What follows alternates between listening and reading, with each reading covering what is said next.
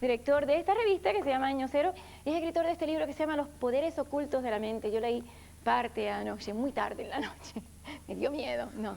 A ver, dígame, ¿qué piensa de lo que estamos diciendo? Usted es periodista. Bueno, y sobre todo me he dedicado a investigar este tema. También investigador de parapsicología. Durante muchísimo tiempo me he dedicado a estudiar estas experiencias cercanas a la muerte, cerca de un centenar de experiencias, como la de Vicente Pinto, él sabe que he hablado con él, como con otros testigos. Y hay algo muy interesante. Bueno, primero, es totalmente imposible atribuir esto a ningún fármaco, porque en la mayoría de los casos, como es el de Vicente Pinto, como es el de Juan Posada, no han tomado ningún tipo de sustancia, no es como el de nuestro tercer testigo. Pero sí estaban bajo el efecto de la anestesia, sí. Clínico, en ese caso sí. Sin embargo, se ha comprobado por el contrario, que la gente que está bajo efecto de sustancias como la ketamina, que ha mencionado el doctor, que es ketamina y sus derivados son anestésicos, por el contrario, hay muchísima gente de esta, la mayoría, no han tenido este tipo de experiencias. Al contrario, si las han tenido, las olvidan. Hay algo muy interesante. Cuando uno estudia en profundidad estos casos, y eso el público no lo conoce a través de libros comunes, sucede que descubre que muchísima gente pasa por experiencias negativas. Ahora, ¿qué ocurre? ¿Por qué eso no se conoce? Como la que ha tenido Vicente Claro, Pinto. ¿por qué la de él es negativa y por qué la de ellos es tan positiva que se querían quedar? Muy simple. Hay dos factores que aún no están muy claros. Hay uno más claro y otro más oscuro. Se supone que mucha gente pasa por la experiencia negativa, pasa por los infiernos, antes de subir hacia los cielos, hacia esa experiencia positiva. Ahora, cuando hablo de cielo y el infierno, estoy hablando de cielo e infierno que están dentro de uno. Imagínate. El cielo y el infierno están dentro de uno, y esto no solamente se ve a través de esas experiencias, sino en cualquier otra experiencia mística o en lo que estudia el doctor Amador Cernuda, que yo he tenido experiencias similares a las de él, mediante lo que se llaman estados alterados de conciencia. Es posible pasar por experiencias similares, aunque tú reconoces muy bien, Amador, no idénticas a estas experiencias. ¿Por qué? Porque algo artificial que provocamos a través de no importa qué medio de alteración de la conciencia... ¿Cómo se sabe que esto es la muerte? A lo mejor no es la muerte, a lo mejor es un estado alterado de conciencia. No es la muerte. Nadie puede dar un solo argumento a favor de que es la muerte. Sin embargo, tampoco hay una explicación... Juan, porque él dice que sí. No hay una explicación racionalista tampoco, ¿eh? Es una experiencia muy especial. Pero como periodistas tenemos que tratar de encontrarla. Bien, yo tengo mi teoría, pero no puedo decir más que es una teoría. A ver, dígame. Tampoco me demuestran que no es la muerte, ¿no? Por supuesto, Exacto. tampoco. Entonces, la prueba es yo por qué la agencia Cifra o EFE, que en aquella época, hace muchos años, dio la noticia de mi muerte, me dejaron los médicos abandonados ya como muerto, pero dijeron, bueno, Vila, vamos a por él, que tiene 20 años. Bien, y todo eso es muy romántico, muy bonito. Pero hablando del infierno y de la gloria, yo soy católico, creo en Dios, y lo que yo vi, que se me quedó ante en el tintero, esa claridad, yo no sé si era Dios o no, lo que sí estoy total y absolutamente seguro era la plena bondad, absolutamente seguro. Y además, yo allí no fui por nada, me encontré en ese estado no por consciente, sino es que me encontré allí, como se encuentra cualquiera que se está muriendo. Yo admito científicamente que no es muerte, pero un poquito casi sí. Muerte, un poquito. casi muerte. A ver, yo creo que eso es cierto, lo que dice Juan Posada es lo más cercano, y yo personalmente estoy convencido, pero sería un poquito difícil argumentarlo, que es un anticipo de...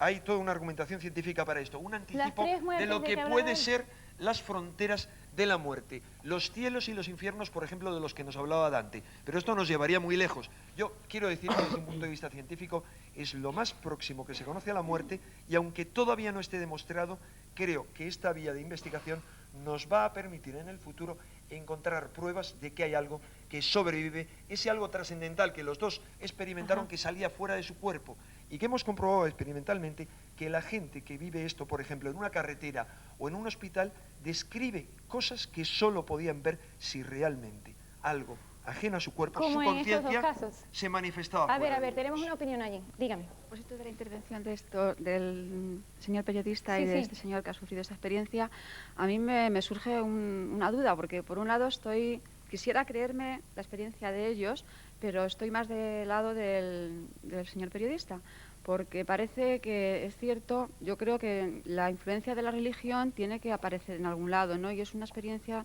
esto que están contando ellos, pues como muy fuerte, y me da la sensación, o quiero preguntarles al doctor o a ellos mismos si no se han planteado si ese sentimiento religioso que tenemos del miedo al infierno les puede influir un poco para, en un momento determinado, creerse que están tan cerca de él que quieren salir y pensar que a ver, han ¿por qué estado Vicente ahí? no trata de contestar esta pregunta?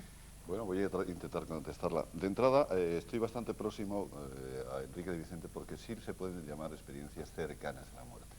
Antes decía que aún, en mi caso particular, yo que he estado tan cercano a ella y que también me vi desde fuera, ni siquiera puedo hablar de ello como muerte real, ¿no? A pesar de que estoy contra al doctor, o soy contrario al menos, en lo que dice de la respuesta plana de la mente y no sé qué, no sé cuánto, me parece que es una aquelarre mental más que otra cosa toda esta historia, ¿no?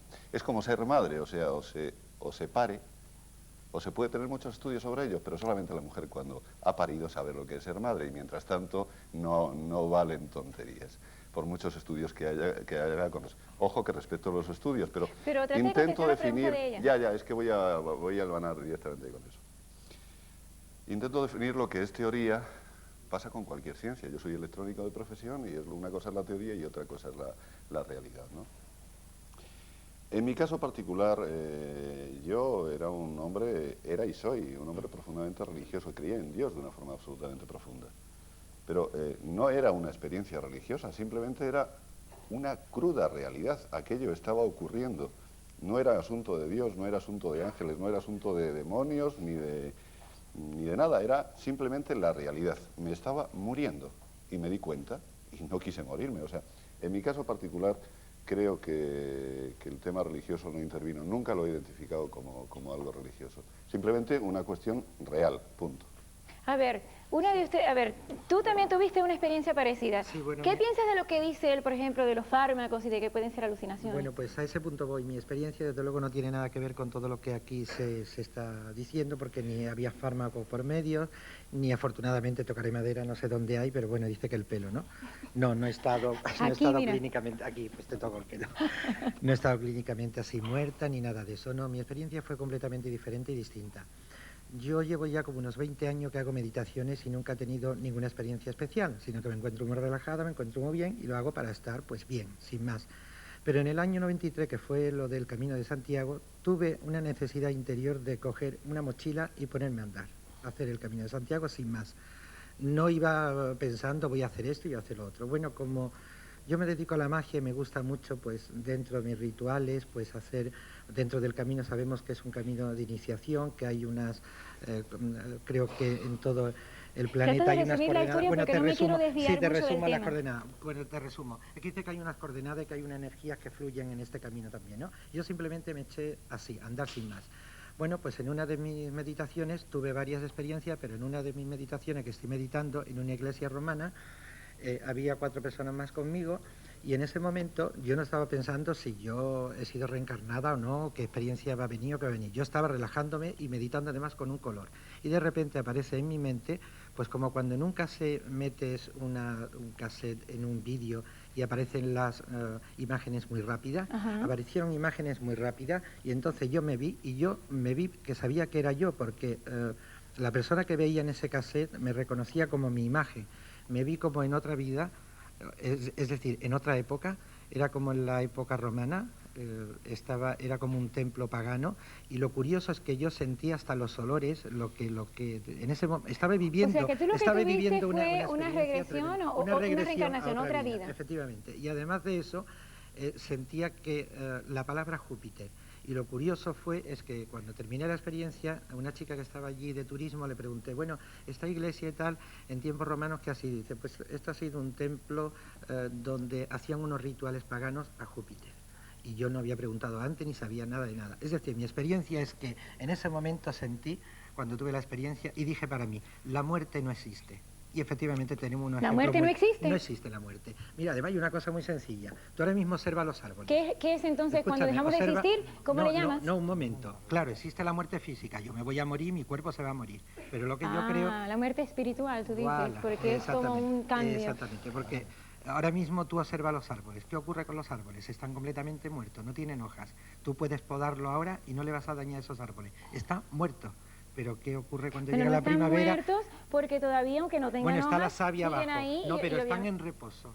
Yo creo que con nosotros pasa un poco lo mismo. El cuerpo se va, tenemos una vida que nacemos y morimos como cuerpo físico, pero efectivamente creo que hay...